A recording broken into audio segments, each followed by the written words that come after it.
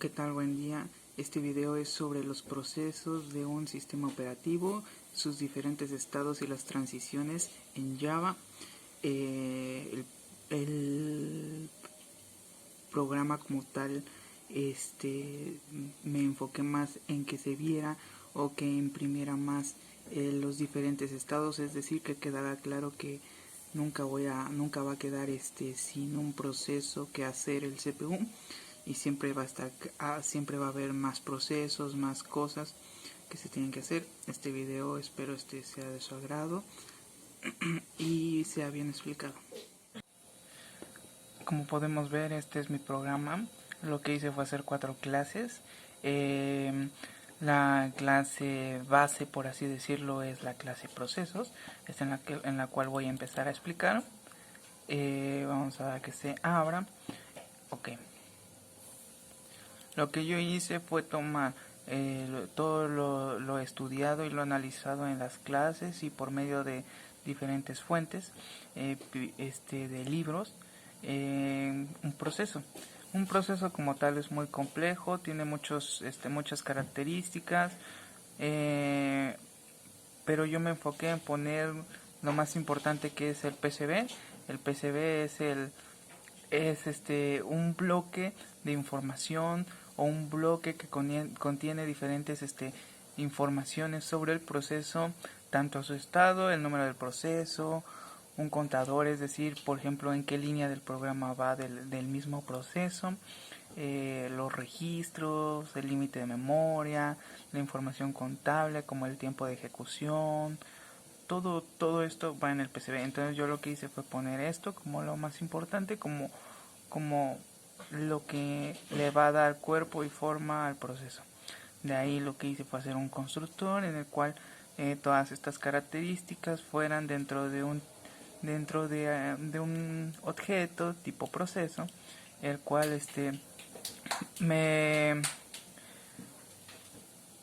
yo voy a generar cada que se vayan creando nuevos procesos. Con estos sedigues yo lo que hice fue los puse para que pueda modificar y pueda saber los valores, no importa en el estado que estén, no importa cómo estén, a más de que ya hayan terminado, entonces ya no podremos saber sus valores porque se eliminan. De ahí me pasé a la clase estado, en la cual en la misma dinámica se me hizo más sencillo tratar de programar estado por estado en un constructor. En el primero fue la creación de un proceso, el cual como es una creación se vuelve estado new o estado nuevo. Los datos los puse por predeterminados porque pues la verdad se me complicó un poco el poder programar algo autónomo y que fuera diferente para todo. Entonces opté por crear un proceso así. Lo que sí traté de hacer fue que el nombre y el número del proceso siempre fueran diferentes. De ahí creé un estado nuevo, un estado A. Pero para poder lograr todo esto, lo que hice fue crear un vector en el cual pudiera guardar cada proceso en el diferente estado que va, para que no se pierda ni su información, para que haya un orden, para que haya una organización bastante limpia. De ahí en el estado nuevo lo que hice fue tomar el método que hice antes y ese método cambiarle su estado y a la vez guardarlo en un vector. En el estado listo lo que hice fue sacar el proceso en la posición del vector que yo lo puse predeterminado, o sea en el 0. A ese le voy a cambiar su estado a listo, voy a imprimir que está en estado listo y de ahí lo voy a agregar a otra posición diferente del vector para que en la posición 0 se ponga el estado nuevo de un nuevo proceso. Igual en el estado de ejecución fue lo mismo, sacar esta vez de la posición 1 donde están los estados listos, sacar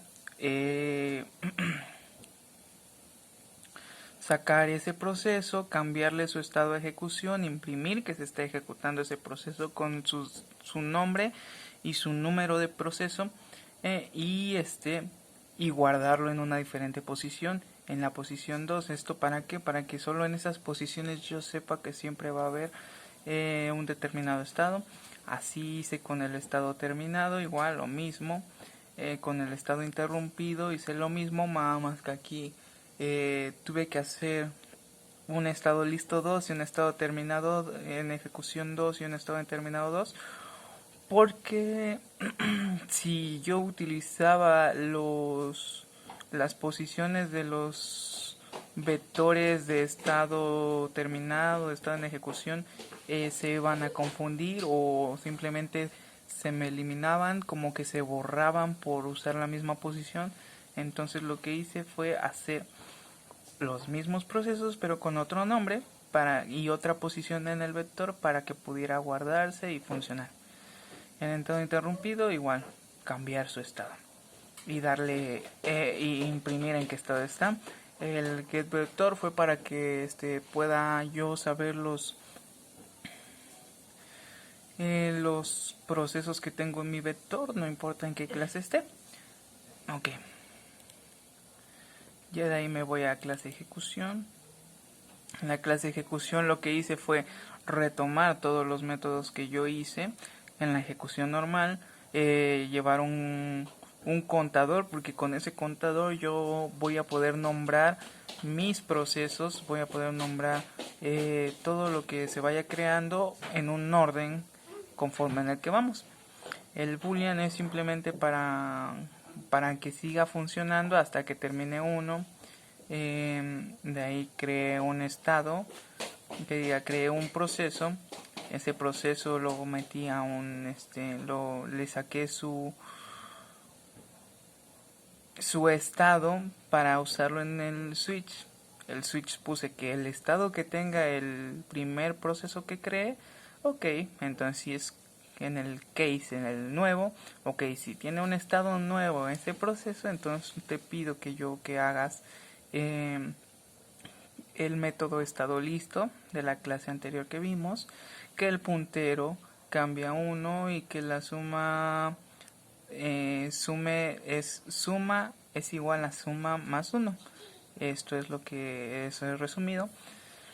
Y de ahí que cree un estado con la suma. ¿Para qué? Porque cada que un estado se mueve a otro, que diga que cada que un proceso se mueve a otro estado, entonces en el estado que estaba antes debe haber otro proceso. Entonces ya así funcionan todos hasta que termina. Ya que termine, automáticamente va a parar. Lo hice así porque mi computadora no tiene casi nada de RAM. Entonces si yo le pedía que corriera más, pues simplemente se me va a trabar.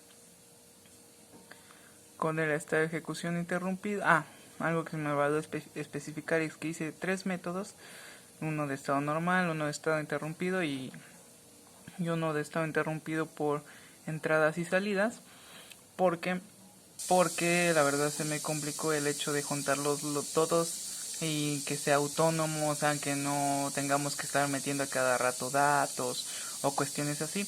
Entonces yo opté por simplemente decidir qué tipo de proceso, qué tipo de ejecución queremos, para que de esta manera veamos, ¿no?, cómo funciona. Al final de todo lo que sucede es, en este caso, en el caso de listo, cuando va a pasar a ejecución, en lugar de pasar a ejecución, va a pasar a un estado interrumpido. De ahí vamos a crear un estado listo 2, el cual va a crear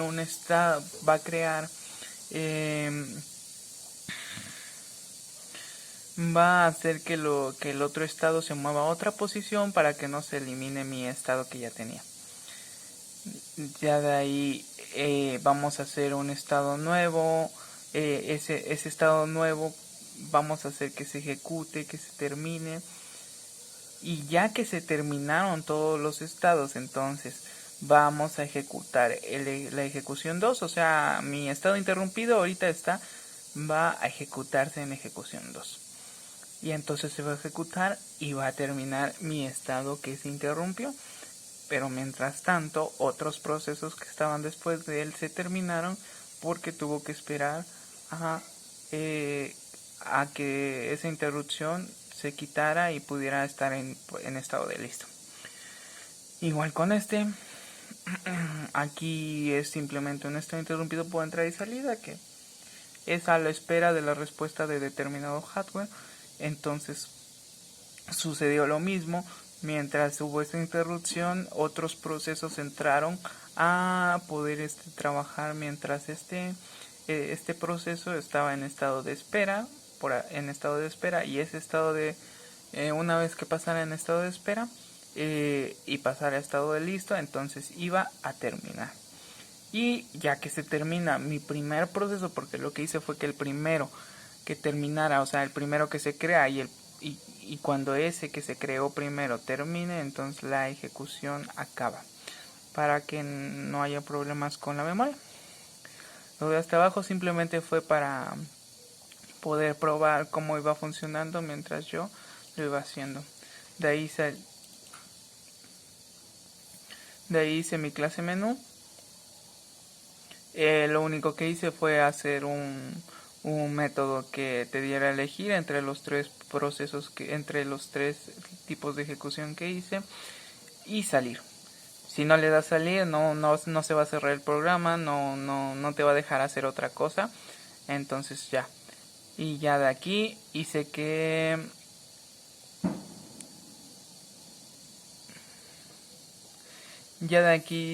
pues puse los métodos que ya se crearon, como ya estaban completos, ya solo era poner el método hecho. Y de ahí, si no te daban los números, si no te dan números, pues simplemente te va a mandar a un error. Ya de ahí, ya lo único que hice en es el método que lo va a correr. Ahora lo vamos a correr. Vamos a dar a menú, le vamos a dar al void main string, le damos enter. La ejecución se empieza a hacer. Aquí nos aparece nuestro menú. Le voy a decir hoy quiero mi ejecución 1. Ok, aquí podemos ver, ¿no?, el proceso número 0 con nombre proceso 03, que es al azar en el estado nuevo. De ahí este proceso va a pasar a estado listo, pero a la vez que este pasa listo, como les comenté, un nuevo proceso pasa a estado nuevo. De ahí el proceso 3 pasa a ese estado ejecutando, el proceso 25 se pasa a estado listo. Este termina, pero y mientras este termina, justamente otro proceso se estaba creando. Pero como le di terminar, entonces ya no se creó. Ok. Igual si le doy el proceso 2. El proceso está nuevo, está listo, está ejecutando. Aquí podemos ver que lo que hace es si se terminan varios. De hecho no se limpió la pantalla. Limpia la pantalla en cada método. Ok, ya de ahí vamos a darle al segundo método.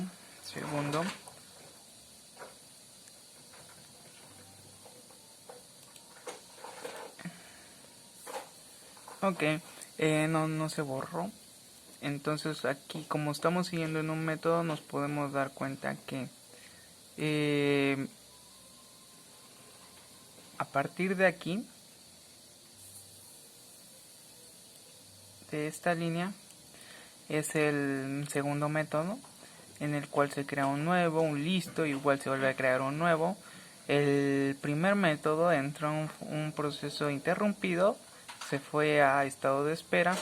De ahí el proceso se fue a listo, pero se creó otro nuevo.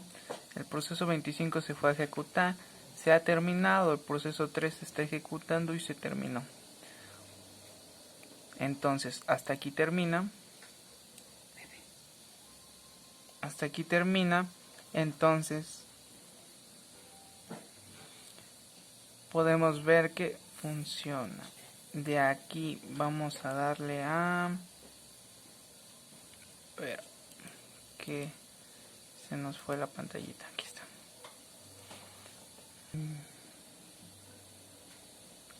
Ya que le dimos al 3, nos vamos a la pestaña de llamadas.